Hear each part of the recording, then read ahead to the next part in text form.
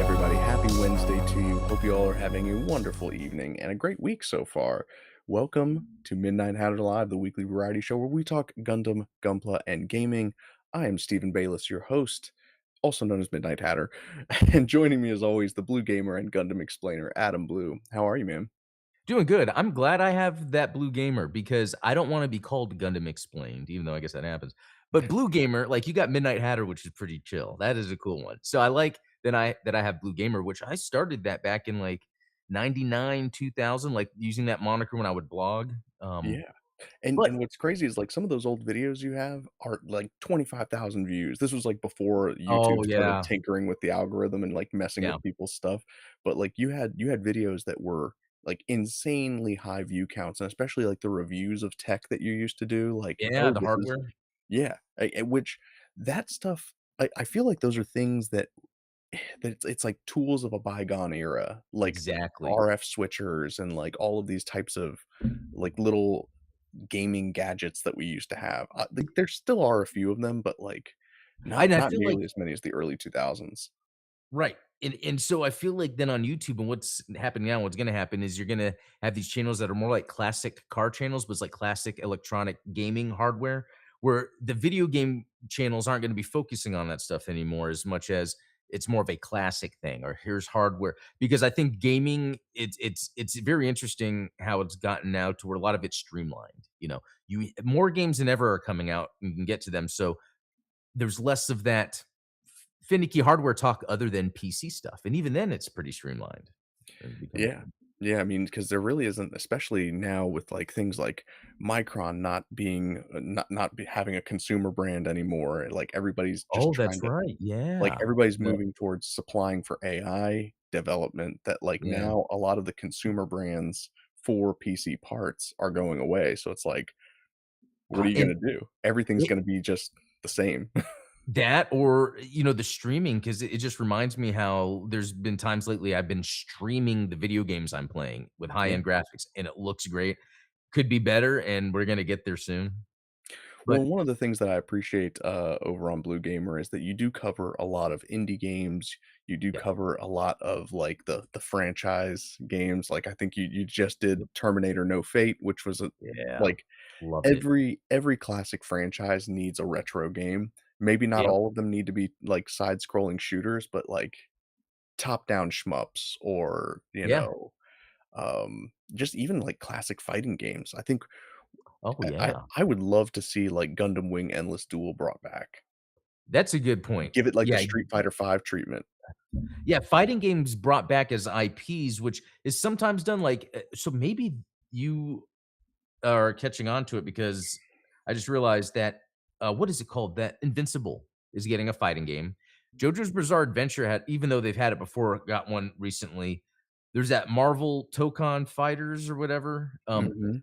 But I think you're right. Like I feel like there could be more IPs that there's like, oh, let's make a game a fighting game IPs. That doesn't happen too often, and a lot of times it's guest stars in a game, like Mortal Kombat would have guest stars. Right. Soul Calibur would have guest stars, but yeah, just make the fighting game. Yeah, and some animes and movies, they lend themselves really well to that, like, obviously, Dragon Ball Yeah. Z has, like, the most fighting games or of any, like, Yeah, anime that's IP. and you could even do The Legend of Zelda as a fighting game, even though they'd have they have Smash Brothers, but it wouldn't be a Smash like, it would be maybe just a 2D A game, little but bit more like a traditional fighter. yeah, but having all the characters from The Legend of Zelda would be really awesome. I agree. Yeah, especially if you could have, like, some of these fantasy matchups, because I know, like, some of the things that I would think of are what would happen if, like, Daruk went up against, what is who's the King Goron from Ocarina of Time? Oh, Dodoria. Dodoria? look, I didn't even know Dodongo? Daruk's name until you said it, and then he popped in my head. I'm really bad at remembering side characters' names in Zelda. Yeah, I mean, there are so many of them, and honestly, a Yeah. lot of them end up having, like, very similar names. Darunia, Daruk, Oh, right. Yeah, especially if um, they're a certain race or whatever.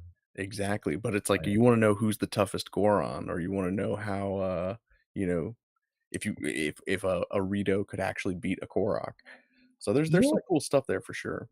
So then you got me thinking when you were saying this, use the Link to the Past remake graphics and have it play like SD Gundam Eternal, but it's Zelda. And Yeah. though you're moving like it's one big overworld map and you're actually using your moves and turns to then travel the map. Do they have games like that?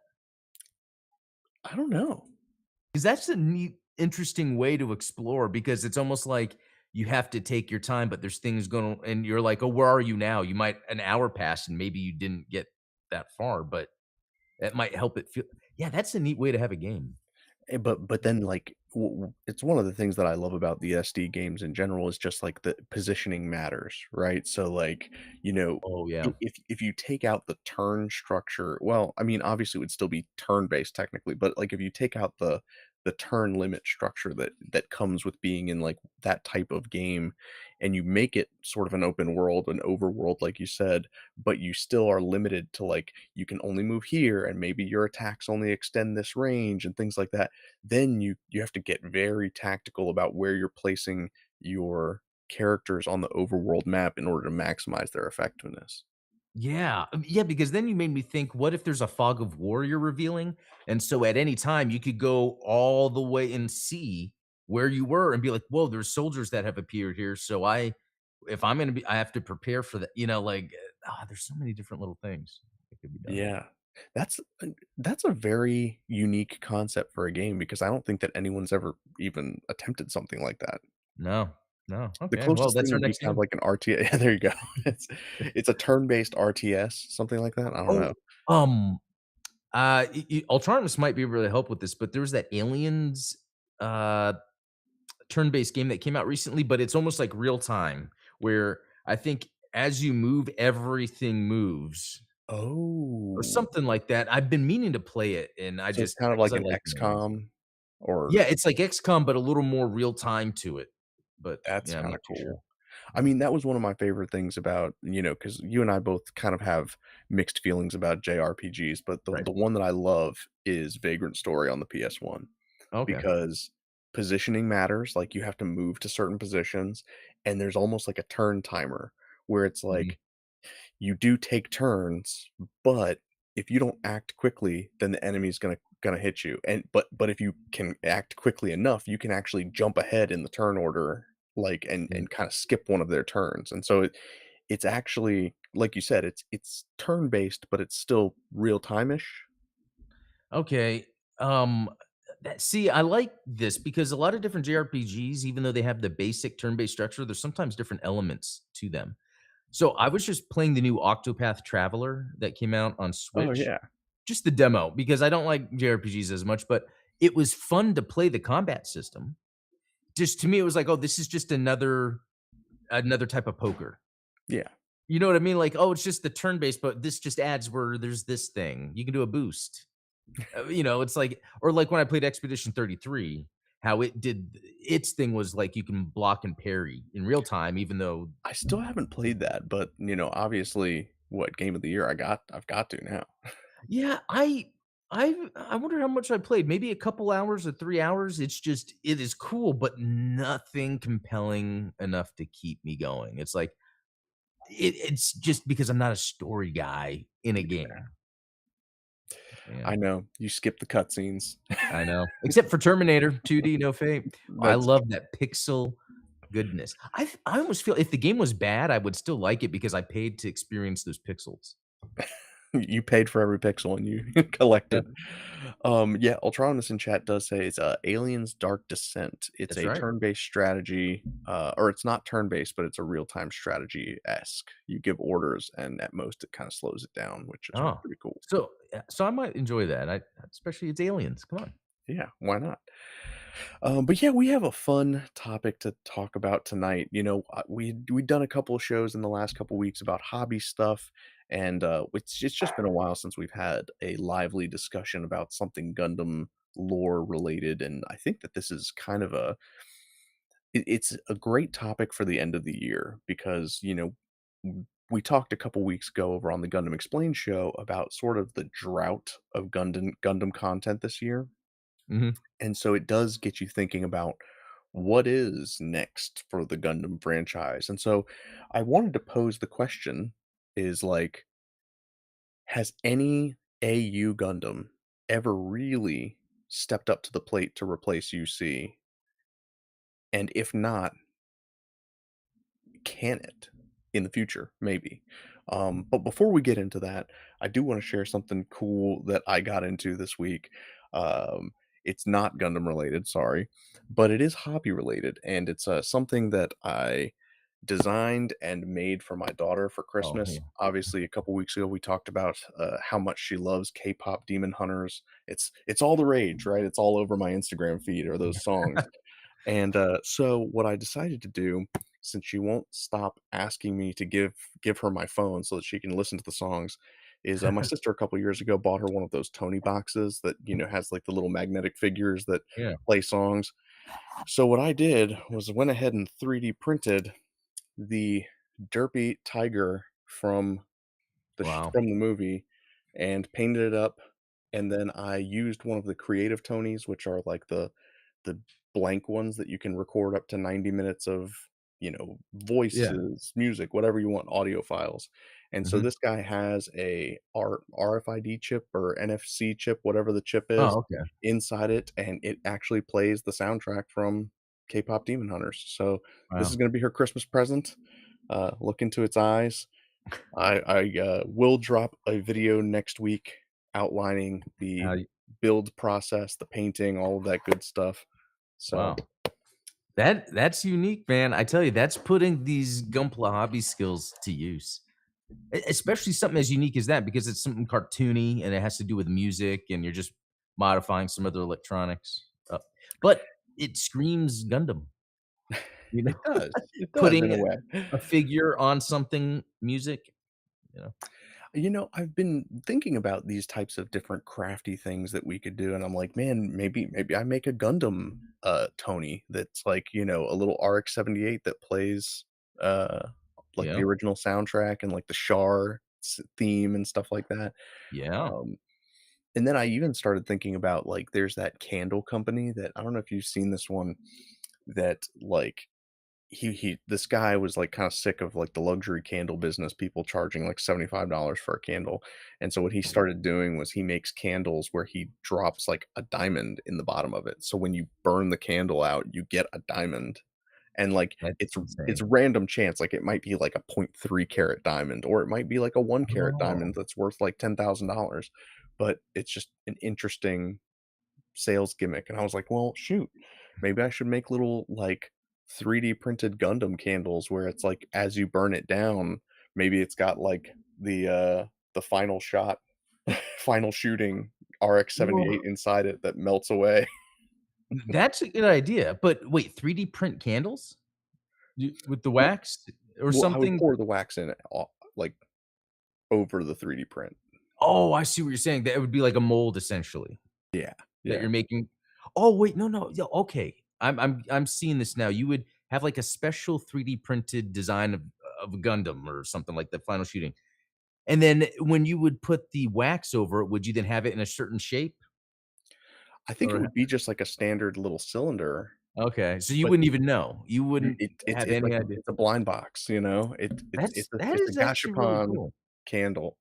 Well, how okay, I think you're onto something here. How often do you have candles burning in your house? We burn a lot of candles, Same here. yeah, Yeah, so I can totally see that being a new thing, actually. and, it was funny when I told my wife about it, she was like, "You finally found something that combines, like, the things that you love and the things that I love." That's that's cool, but It there's a lot of cool factors to that. It's pretty neat. Don't yeah, sleep on it. and I'm big into, like, these types of crafty things, obviously, Yeah, no, that's a good one. but yeah, thank you guys for letting me share that with you. I will, like I said, you'll get the reaction video for when she does, open it up. Oh, I'm sure she's gonna be like, you know, she's not gonna sh wanna put that thing down. she's gonna tell her friends, and she's gonna say, "Hey, tell your parents to go buy one." Yeah, you can get one from midnighthatter.store. Yeah, there you go. That's cool. That's cool. But yeah, let's jump into tonight's topic in chief because I think that we're going to cover a lot of ground with it. Yeah. Especially, and you brought this up before the show started. Like, I think it was maybe just a couple of hours ago that the new Oh, Hathaway trailer dropped. I know. So that is going to play into certainly what we're going to discuss when it comes to replacing UC with something else. So Yep. I know where I kind of stand. I'm sure I know where the chat stands, but what do you think, Adam? Is there any AU Gundam series that has stepped up to the plate to replace the Universal Century? I would say no, but the closest would be Seed, but I think it failed because I think it fails, but it seemed successful because it was more of a product of its time. It was like, here's a Gundam that's a product of its time, even though they all kinda did that, and I'm even almost talking about the the way the faces are drawn, like, I don't even think that holds up today, and I don't think an anime is gonna come out that has that look. No, for sure. Wh Whereas you see anime comes out that takes some classic looks of older anime, but, like, even how they, if you look at Cuckoo's Doan's Island versus Freedom, Cuckoo's Doan Island, that has a more classic, timeless look to it that Freedom doesn't. That's one of the things that I kind of appreciate about the Yasuhiko Yoshikazu character designs is that even back in '79, his character designs were so unique and distinct. You know, like Gaia does not look like Amuro and does not look like Garma, and Or it's not just Kai. a difference of hair Yeah, color. You know what I mean? Like I that was know. always the big joke with Seed characters is that like you could just take the one face and then swap the hairstyles, and it's all the Exactly. same face.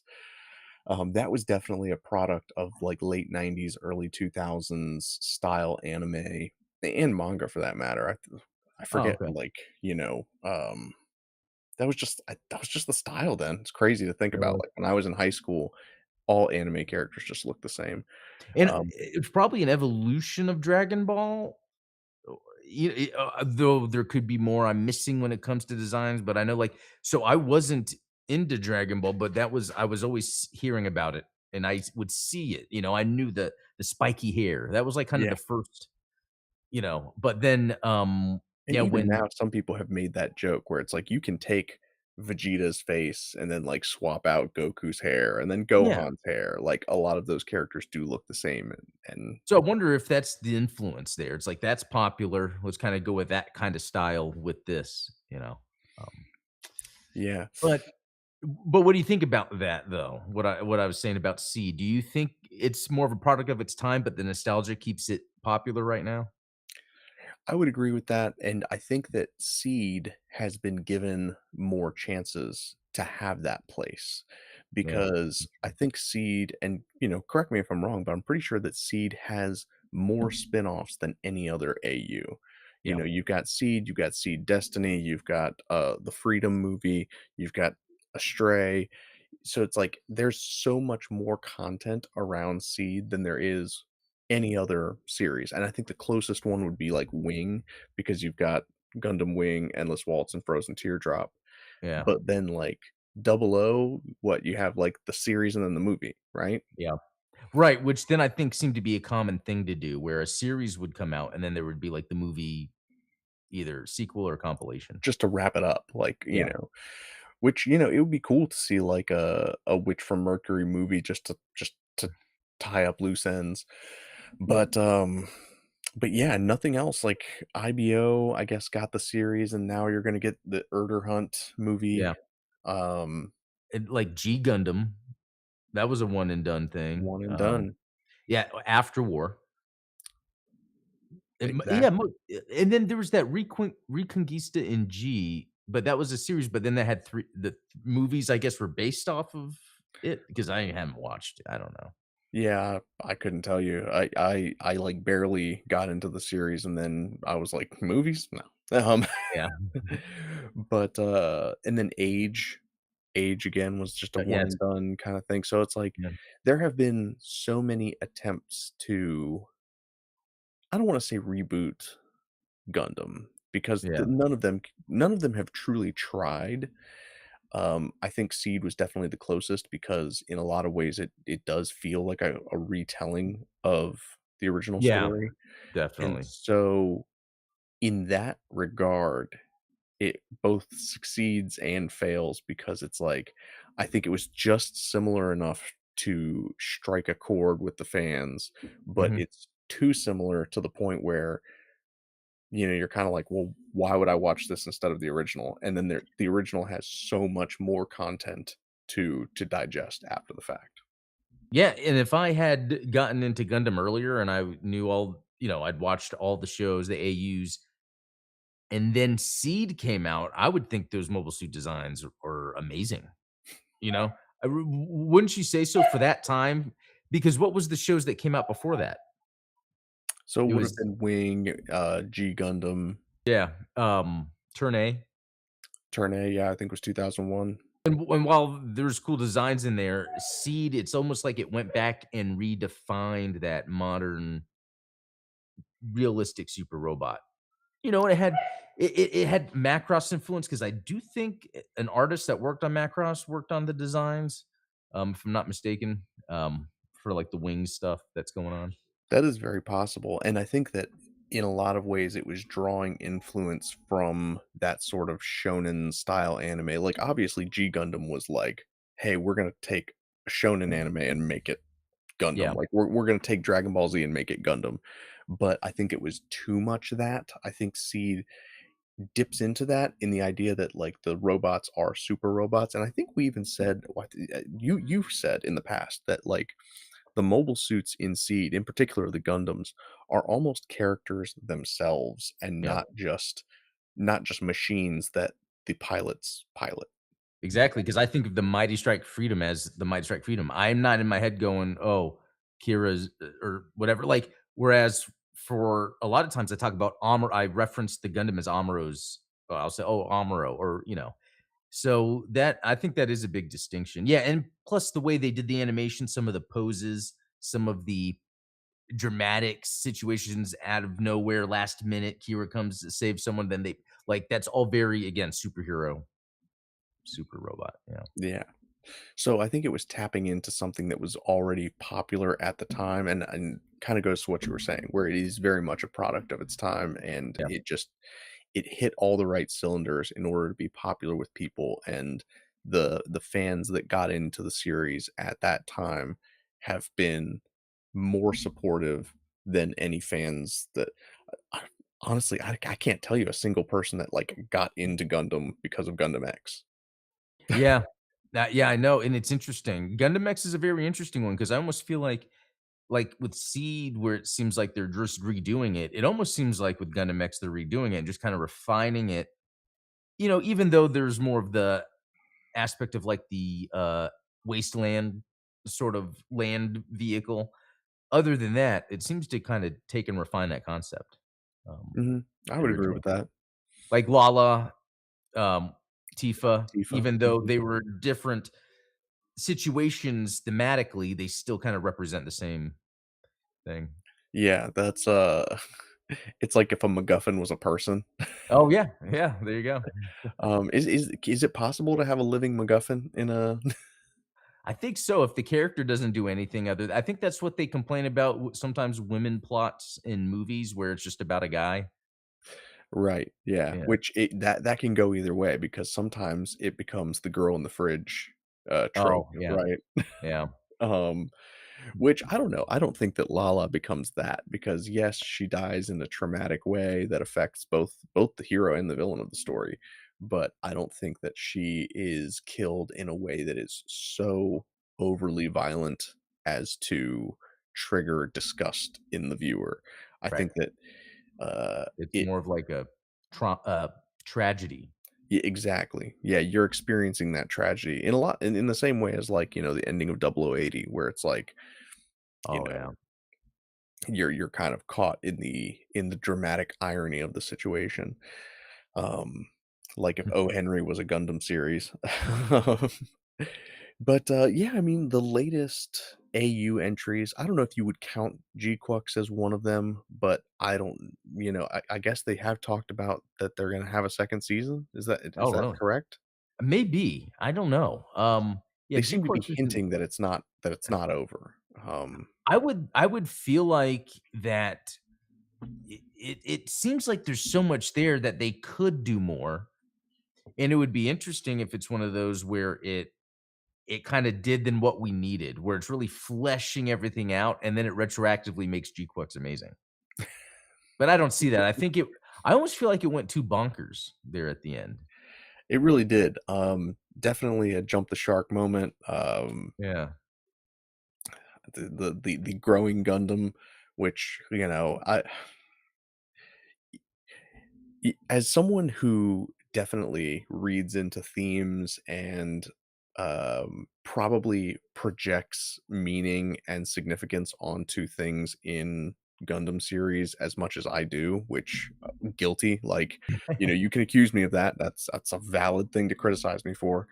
I think that the people that are kind of going out of, well, I'm not even going to criticize the people, but I will say that, like, going out of your way to say, like, "Oh, well, don't you know that the Gundam being 600 feet tall is actually a metaphor for the fandom of the franchise, that this," and it's like, Mm. I honestly do not care that it's a metaphor, because it's kind of a dumb thing to have Yeah. in a real robot anime. To have a Gundam that grows, like, is silly. Yeah, there was a lot of interesting, things about that. So, I would almost not even count that as a traditional AU and more of like an event sort of thing to kind of re-spark, reignite Gundam because, yeah, like we talked about, that was the only thing Gundam that really I mean, in terms of like an animation or Animation, movie. yeah. Yeah.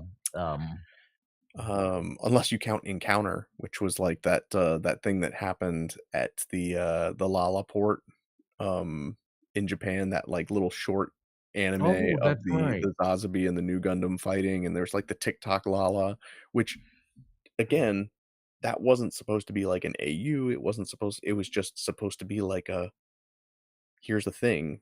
The Yeah. only other, like, animation that we got was the 30th anniversary of the Gundam Wing, trailer, which, again, kinda underwhelming compared to all of the other 30th anniversary things that they've done for other Gundam series, but it was cool to see some frozen teardrop designs, and, um, yeah, Yeah. just to see the updated animation and set to rhythm of motion was very cool. But, yeah, I mean, like, that's a singular event type thing. Reminds me a lot of, like, the, not Beyond Global, but like the G40, where they Oh, had that, like, alternate Amuro where his mother designed the Gundam instead. yeah, that's interesting. Yeah, and so, yeah, that's the thing with Universal Century. It's like no matter what with these AUs, they keep coming out with newer Universal Century things. But I think like what is the end game here? Because I feel like there's a couple things they could be doing where Star Wars, that IP could have more AU stuff going on just for fun. Yeah, Gundam could have more parallel UC future and past stories because I think one thing that Star Wars did a good job of in a way, even though some of the output wouldn't be that great, is where there was almost like this consistency. Even if it was different time periods, it's all one universe. So you're always getting this things to kind of enrich more of the story, past or present or future. And Gundam doesn't really do that. They kind of did when, didn't Hathaway come out and then the next year it was Cuckoo's Doan's Island?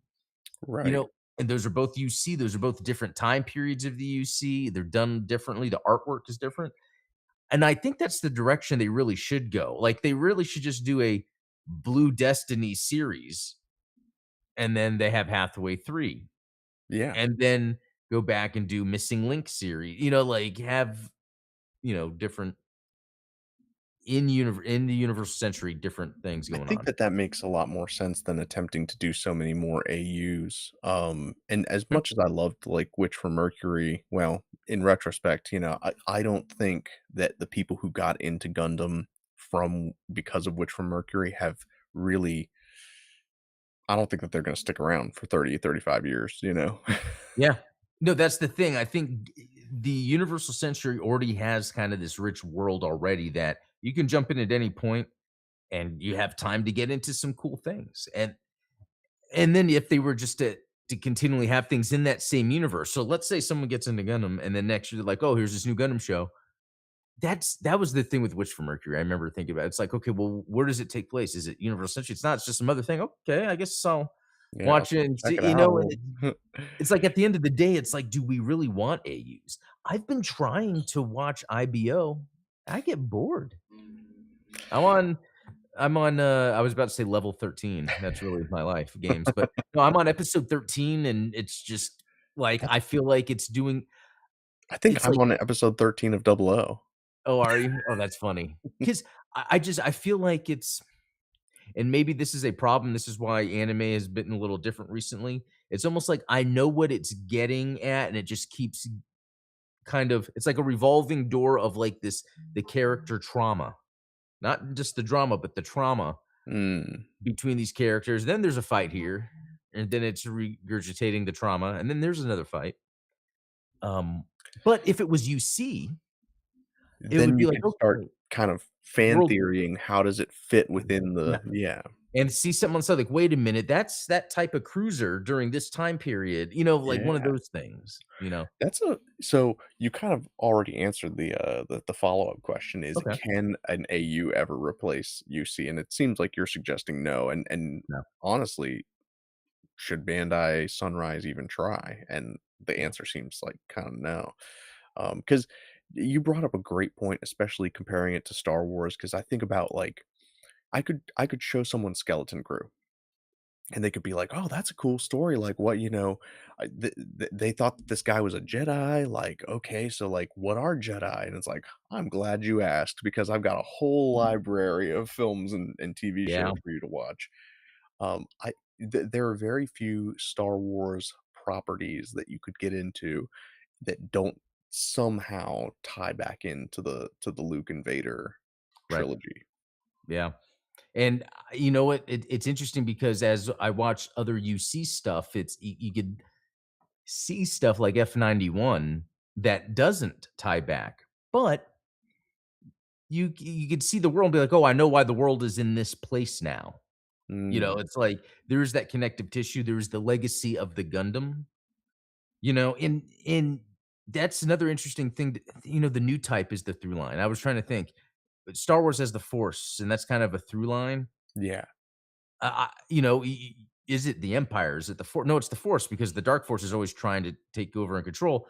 So I do think in Gundam, what it is the new type phenomenon. That's the through line, and it's like how those different eras or generations in Universal Century are dealing with the new type phenomenon, and that And yeah, that's why Gundam X worked so well because it stayed with like, it used the same terminology. It was like yeah, and so then you kinda start, theory crafting about like, well, dang, if they have new types, like, how does this fit into the timeline? yeah, Whereas, one of the jarring aspects of Gundam Wing to me is that, like, in the first episode, Zex is talking about Gundams. He's like, "Oh, the enemy's weapon is a Gundam," and it's like, well, what significance is that in universe? And then you find out, like, well, the 5 Gundams are the original Gundams. So how does he know that that's what it's called? yeah, If the Tall Geese is the grandfather of all mobile suits in that universe, then why does everybody know what a Gundam is? yeah, If the first Gundams were the 5 Gundams from the Gundam pilots. Like, it doesn't that is one of those things that's, like, for the audience, not for the right. people in the series, and so and that kinda stuff annoys me to no end, like, Yeah, it's it's the it's type of the, "Man, storytelling. we're such a fantastic team, and there's 4 of us." Yeah, fantastic Like But and I think that's another example of what UC doesn't tend to do, unless I'm missing an obvious example. I think UC is usually pretty good about its storytelling. It's usually subtle about its storytelling, in fact, I think um, so. especially Hathaway. That first Hathaway movie, you can kinda come away with, like, what is that really about? It's really just about it's the new type amplification, but it's just humans being awkward with each other during a time of stress. Guy Um meets girl, guy gets girl involved in a terrorist plot. It's a tale as Yep. old as time, really. Yeah, exactly. And but that's the other thing to kinda go back to why another reason why I think Universal Century is the way to go and to stick to is because if we look at what's coming out with Hathaway, that's very well done storytelling and animation. It's mature. It knows it has an audience that's grown up with it. Um, that brings up a good point. But what if there is a death of a generation? Like, I'm seeing these older guys on YouTube that collect the '70s Star Wars action figures, but there's gonna be a time where there's gonna be most people that don't care about those figures because they might have passed away, and I wonder if that is maybe the eh, outcome for Universal Century. Um, Yeah, we live in an interesting time because a lot of the franchises that are popular now were popularized either in the late 70s or early 80s, and we really haven't had a lot of stuff come out since then or before right? that has that kind of staying power, at least not in the same like media landscape that we have. Mhm. And so like we don't talk about, for instance, like, oh, what was the fandom like for Animal Farm, or like Columbo. yeah, Columbo, or and so then you get these like reimaginings that are almost offensive to the original, but like like I'm thinking of like the 21 Jump Street movies. Oh, yeah. Total, like A joke. nothing to do with the originals. Yeah. Like there's a couple of inside jokes that Johnny Depp is in the first one. Um, but like anybody who watched 21 Jump Street as a kid probably was not a huge fan of Channing Tatum and Jonah Hill. Yeah. It's so weird that that stuff happens. And so I Yeah, feel like that's gonna end up being the future of it, is like you're gonna get this kind G-Fucks. of postmodern deconstruction of the franchise, and in a Yeah. lot of ways, people have already tried to do that with a lot of these franchises and not been successful. So I'm trying to think of like, is there any media property that is old enough to have a generation that grew up with it die off, and then what is its legacy now? And I have a good example. oh, you do? James Bond. That Maybe. that's a great example, Because actually. I feel like they didn't know what to do in the 2000s, and they're like, "Well, let's just make it Jason Bourne."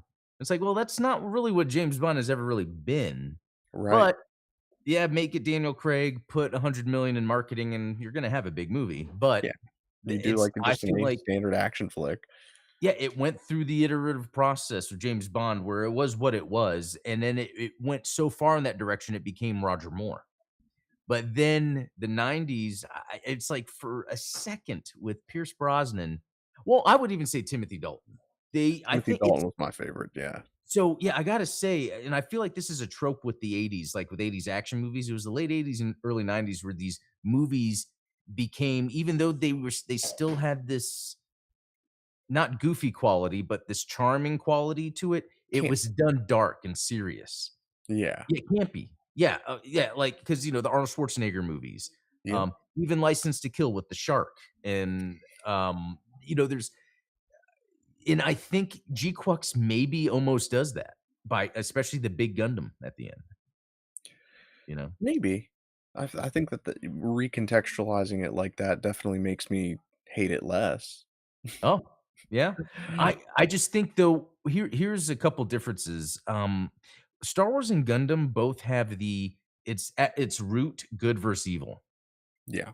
Even though there's gray area in that, that's just part of the journey. But it is a good versus evil, yeah, with a hero's journey in it. And James Bond was never about that necessarily. It was more about this suave, sophisticated, charming spy that we got an inside look at that we normally didn't hear until the books came out, when they were talking about that stuff. Whereas Star Wars and Gundam are purely science fiction. Um, Yeah, and I think at the heart of both Star Wars and Gundam, you do have, while they are good versus evil stories, I think where they depart from something like, say, Lord of the Rings, which is a true good versus evil story, is that there is a redemption arc that is involved with both of oh, them. okay. So with the Obvious Lord of the Rings pantheon, the story of it, the good versus evil. There's never like a time where, oh, or evil has this quality. Like it seems like in Yeah. Harry Potter, do they try to do that? Where A little bit with, like, Professor Snape, I guess, but, like, Voldemort himself is completely okay, irredeemable, okay, whereas you look at something like Gundam and Char as a character by the end of the original series, obviously, Char's counterattack is its own thing, but, like, by the end of the original series, the primary antagonist of the show. is Tomino. Exactly. I see what you're getting at because Char does become a pure evil force. He did, but then, he kinda redeems himself, he kills the zombies and flies away and, lives Well, to I fight meant another day. Char's counterattack, Oh, but yeah, by Char's counterattack, he which does become pure it's evil. almost like Tomino had his little maybe like micro generation of going through his creative story, and then by the end, Char's counterattack is that G-Quux. Where it's where even though he set up some stuff, he's like, "Now I'm just gonna kinda double down and all out on what this thing is about." Amuro and Char fighting over a girl, Well, and and that's one of the things that, like, in a lot of ways, as much as I love Char's counterattack, I'll never forgive Tomino for Char's counterattack because it really did seem like reducing such a nuanced and complex conflict down to just like you said, it's just yeah. 2 guys fighting over a girl and, you know, Yeah, and who's everyone better? else Who's be got the better damned. mobile suit? Which and again, it's like, I think that it's because people wanted that WrestleMania 3 rematch. They wanted to see Amuro and Char fight each other again, Ah, okay. and I think that there were a lot of things left unsaid from Zeta Gundam, and especially Double Zeta Gundam, since obviously Amuro and Char didn't appear in that. Yeah. But, in Zeta Gundam, there was this opportunity for Char and Amuro to kind of have an arc together where, they briefly are allies for a Mhm. time, but then there's, they just kind of dropped it. It was like, Yeah, "Okay, Amuro's gonna leave for now," like, and and that's it's it. interesting because, like you said, then people wanted that matchup. You know what would be the smart decision for a sort of double Zeta side story, but not called that? That is what Amuro and Char were up to, and I guess depending on the ending, Yeah. Camille, was up to during that time period. I had an idea of doing that John Hamm meme where it's like Oh. the crew of the Argama fighting for their lives and then, like, Char at Axis just playing by himself and, like Oh. but, no, and to bring it back around to Seed, I think that Seed was an overcorrection to that mistake from Zeta Gundam, where we were following the character of Shin. Shin was the main character, and then we brought back Kira with Atherin, and we thought we were gonna have that moment of, like, you know but instead of doing what they did in Zeta and, like, shifting the focus back to Shin, it was like, "Nope, Kira's the good guy again, and we're just gonna, like." Yeah, And I think that that's one of the the things that kind of killed Destiny is, like, they could have done a beat for beat recreation of Zeta, and instead, right. I think they were trying to overcorrect for the lack of Amuro at the end of Zeta. Which is very interesting. All of that is these decisions are very interesting where they seem sort of obvious, right? Because yeah, I think it comes down to I think you kind of brought it up with the WrestleMania metaphor, but like that's what the next UC thing should be. Do some animation in Zeta style or Char's counterattack style that is more Amuro and Char. Yeah, I mean, and that's kind of the things that they've been doing with the UC Engage. Yeah. The crazy matchup of, like, Amuro, Judo, and Camille fighting against Oh Char, yeah. Shirako, and Haman is kind of crazy. But and again, in universe, it doesn't make it much sense. But, like, it is cool to see that. Um, do you think that that is too similar to, like, what they tried to do in Kenobi, where they had Kenobi fight Darth Vader again? No, I think just because between Zeta, Double Zeta, and Char's counterattack, I don't think there's ever really been a satisfying matchup or anything between Char and Amuro, in my opinion. I think nothing was better than what was going on in the original Gundam, but when it comes to the original Star Wars, every meetup of Darth Vader, who, Well, like, and so yeah, let me ask yeah. that question. Is like, did you like Kenobi, like that sort of a retcon of Kenobi meeting Vader before A New Hope? When I watched it, it's almost like, wow, so this can happen. It's like you wouldn't think it would happen. My idea, I liked an idea that I had a lot better because, even though I didn't like The Last Jedi, I'm like, okay, well, what could we integrate to make this better? In The Last Jedi, Luke Skywalker does his force projection, right? Yeah, And my thought was during the Kenobi show, instead of him meeting Darth Vader, my original idea was Qui-Gon was teaching him how to do force projection to find Anakin, but he keeps seeing this vision of this helmeted black, and he's like, "That's not Anakin." And then at one point, he's trying so hard that then he faces Vader and fights Vader. But Vader thinks this is the Emperor because he can sense, oh, this is like some sort of force thing. So he yeah, thinks he the knows Emperor's it's just the not Emperor. real, but like, Yeah. And then, but then he knew he had to pull back so he doesn't die. And that sets up The Last Jedi for Luke's thing. 'cause then that makes a lot more sense. Like, because Yeah. Luke's projection just kind of is not something that you had never seen before, Yeah. and then So it's like, what are the rules? What does this mean? yeah, Yeah. which is, fighting shadow versions of characters is something that happens in Star Wars. Like, I'm surprised that we didn't get more of the types of things that happened in Empire, where Luke fights Vader in the cave and then, Yeah. like, sees himself. Um, and there's so much to unpack. Like, there's, oh, well, the metaphor is that he didn't know that it was his father, but then it's also like you're conquering the demons within yourself. Otherwise, you will become that. So even if Darth Vader wasn't Anakin Skywalker, there is a metaphor in that. And so, yeah, I mean, I think that having that type of experience, is that something that could happen in Gundam? Like, it was there a time maybe because in at the beginning of Char's counterattack, obviously Amuro's got the Rigazee. There's no Mhm. explanation for how he like got the Rigazee. Yeah. And I think Moon Gundam is doing its best to kind of fill in those blanks, but in a Oh. lot of ways, like it introduces um a lot more elements that are problematic for the story than Mm. supplementary, if that makes sense. Okay. Yeah. Um, but yeah, like what if there was this period of time where Shar and Amuro were going back and forth and fighting each other and anything between 87 and 93 where um and they were honing their new type skills and did something similar to like the force projection from Star Wars. Well, it'd be interesting if they were meeting up to train with each other, and they weren't necessarily enemies, but it was more like Armor's like, "Shar, are you really gonna, go back with New Zealand?" It's like, "I think I can do my best to bring everyone back," or I don't know, blah blah blah. Where it's like almost a moment of like, okay, maybe nothing's gonna go on, but they were like sparring, testing their new type abilities. That would be pretty neat. I mean, I think that one of the things that's great about Gundam is that they always have these philosophical debates while they're fighting. Yeah, Amuro and Char did exactly. it, Zex and Hero do it.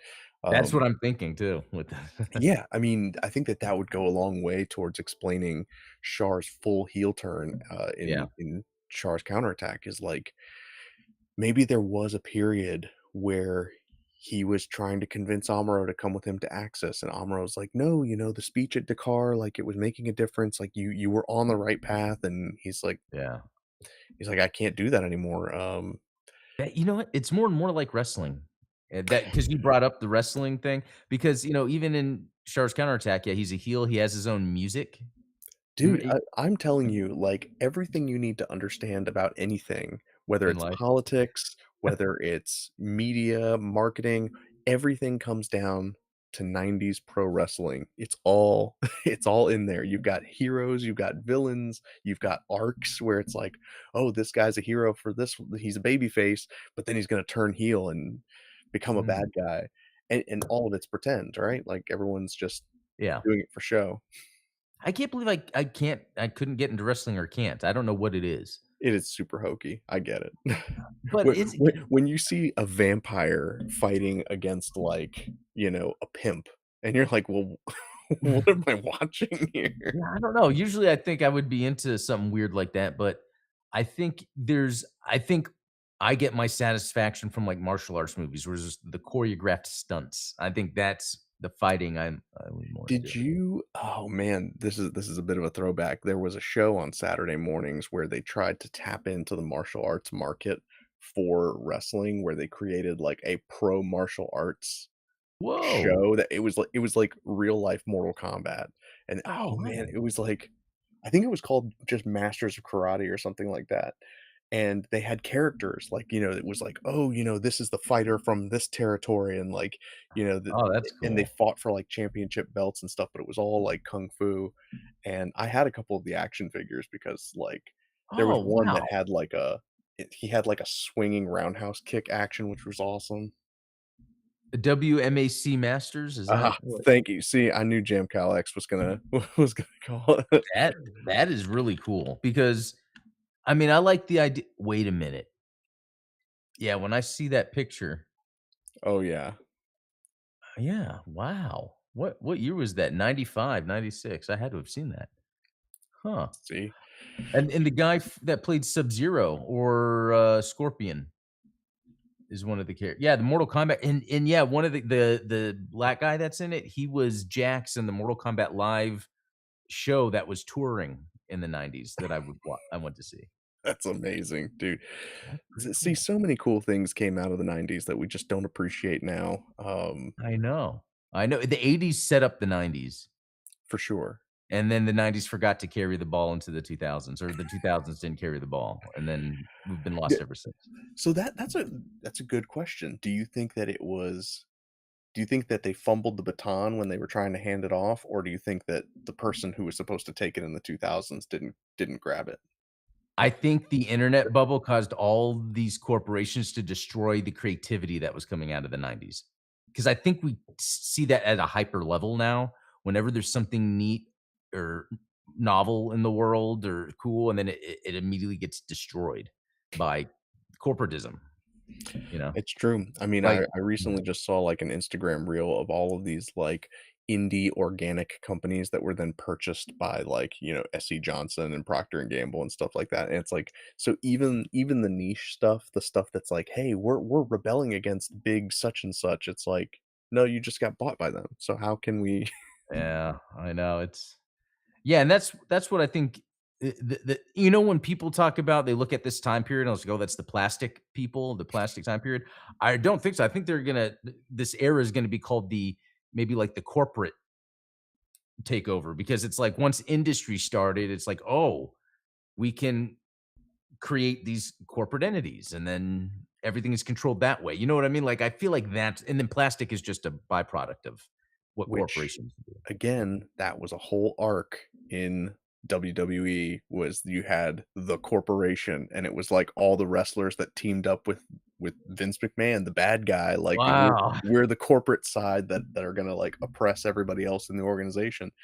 Um, which, what a great way to turn yourself into a heel, which I think like obviously with all the stuff that's coming out now about Vince McMahon, like he Yeah, legitimately is a bad guy, but like yeah, I think that one of the most brilliant things that he did as a showman was to make himself a bad guy and make himself so hated that literally anybody he could just, "I'm gonna tap this wrestler and that's gonna be our good guy because he's gonna fight me." Like, mm. That's cool which stuff. yeah. And I think that you can see that in Gundam in some ways where it's like, you know if you have a character with the sort of charisma of like a Char Aznable, somebody that can almost like pick their own good guy. But that made me think of something though, like, because with wrestling, when you're talking about the corporation, but these people are fighting, it's almost like it only exists for there to be that. You know what I mean? Like, is there Well, a terminology for that? I don't know. yeah, I mean, it does, like, really exist for its own sake, and, like and I think that that's what made characters like Stone Cold Steve Austin so popular, is that who doesn't wanna just go to work sometimes and flip off their boss and, like, kick him and, throw him down a flight of stairs or something like that? Well, Hmm. I think that those characters in wrestling got to act out some of the visceral feelings that the audience wishes they could, and so by creating a character Hmm. of, like, the corporate manager and, like, letting himself get beat up by these characters, it's like he's tapping into something that, like, people are already feeling, which I think was Ah, a very that makes so brilliant. much sense. That's pretty cool. So that was the time when, WWE or whatever was really big when they did the corporate wars type stuff? Yeah, So that's interesting because I think that's more of like, it's almost like art was imitating life and people were really drawn into that. yeah. Yeah. Huh. But all that is to say that until corporations go away, I don't think we're gonna get another good Gundam. Yeah. That's funny. No, I Yeah. don't think that that's the key takeaway, but I do resonate with what you were saying about the UC Next 100 project. They need to continue following forward with that and Yeah. continue to to nurture the universal century into the next century. Yeah. That's right. Well said. Well, with that, I think we'll call it for the evening. I'm gonna get Cool. myself to bed. I hope you guys have a great rest of your evening. Thank you for hanging out with us for this discussion. It's always fun Yeah. to, like, kind of noodle on these topics I because, know. I yeah, know. especially at the end Nowhere of the else to year. get this deep Gundam type of discussion. It's really awesome. Yeah. Yeah. So let's hope for some more exciting Gundam stuff next year. Oh, yeah. For Well, thank sure. you as always, Adam, and y'all have a good night. See ya.